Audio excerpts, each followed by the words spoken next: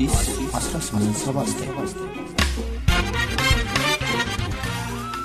ይህ የአዲስ 1879 የታሪክ ማስታወሻ ነው። ሀገራችን ኢትዮጵያ በጥንታዊትና ታሪካዊት ቅድስት ሀገር ኢየሩሳሌም የታወቀች ሆና በዚያ ይዞታ ያገኘችውም ሁለቱንም ብሉይና ሐዲስ ከተቀበለች ጊዜ ጀምሮ እንደሆነ ታሪክ ያስረዳል።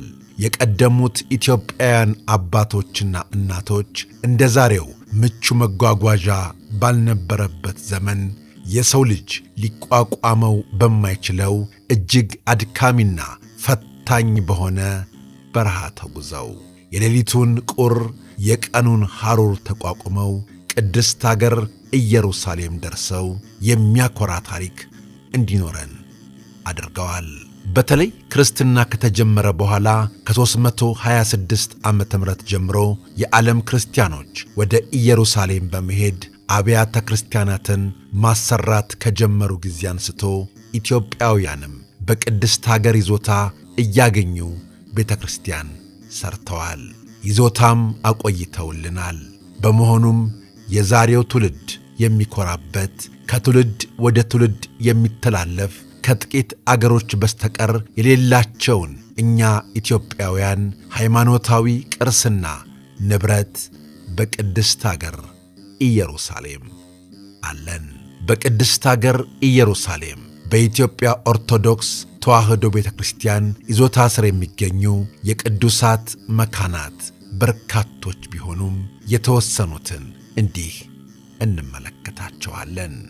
አንደኛ፣ ዴር ሱልጣን የተባለው የታሪካዊ ቅዱስ ይዞታችን የሚገኘው ጌታችን ኢየሱስ ክርስቶስ ከተሰቀለበት ከቀራንዮ ጋር ተያይዞ ነው። በዚህ የታሪክ ቅዱስ ቦታ በአርባዕቱ እንስሳና በቅዱስ ሚካኤል ስም የተሠሩ አብያተ ክርስቲያናት ይገኛሉ።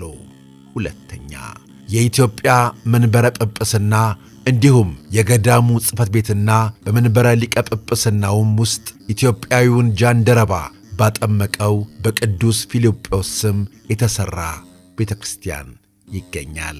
ሦስተኛ፣ ደብረ ገነት ኪዳነ ምሕረት ቤተ ክርስቲያንና በዙሪያው ሰፋ ያለ ቦታና የኢትዮጵያ ንብረት የሆኑ የሚከራዩ ሕንፃዎችም በኢትዮጵያን እጅ ይገኛሉ። አራተኛ፣ በምስራቅ ኢየሩሳሌም በቢታንያ በአልዓዛር 12000 ካሬ ሜትር ስፋት ያለው ቦታ ኢትዮጵያ አላት። በዚህ ቦታ በኢትዮጵያዊ ጻድቅ በአቡነ ተክለ ሃይማኖት ስም የተሠራ ሕንፃ ቤተ ክርስቲያንና በቢታንያ በቅድስት አገር ለሚኖሩ ኢትዮጵያውያን የሚሆን ሰፊ መካነ መቃብር ይገኛል። በኢያሪኮ ከተማ የኢትዮጵያ ይዞታ የሆነ ልዩ ልዩ የአትክልት ቦታም አለን። ስድስተኛ፣ በዮርዳኖስ ወንዝ አጠገብ በጣም ሰፊ መሬት ያለን ሲሆን በዚህ ግማሽ ጋሻ መሬት ላይ በቅድስት ሥላሴ ስም የታነጸ ቤተ ክርስቲያንም ተሰርቷል። በቤተልሔም ኢየሱስ ገዳም አለን።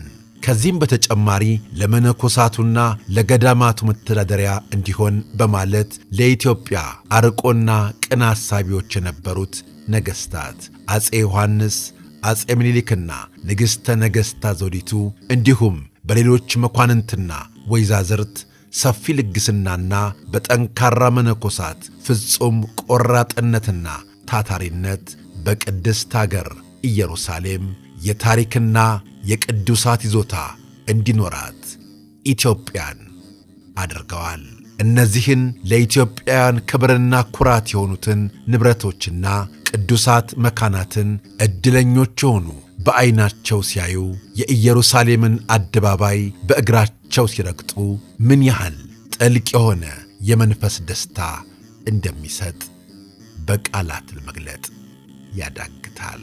የኢትዮጵያ ኦርቶዶክስ ተዋሕዶ ቤተ ክርስቲያን በቅድስት ሀገር ኢየሩሳሌም ያሏት ድንቅ ሀብቶች ብዙ ናቸው።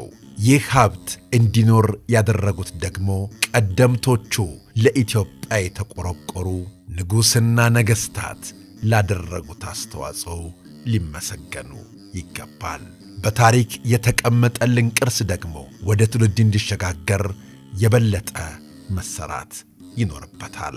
ወደፊት በኢየሩሳሌም የሚገኙ ውድ ቅርሶቻችንን በተመለከተ ሰፋ ያሉ ተከታታይ ታሪኮችን ማቅረባችንን እንቀጥላለን። ስለ አብሮነታችሁ፣ ስለ ወዳጅነታችሁ ከልብ እናመሰግናለን። አዲስ 1879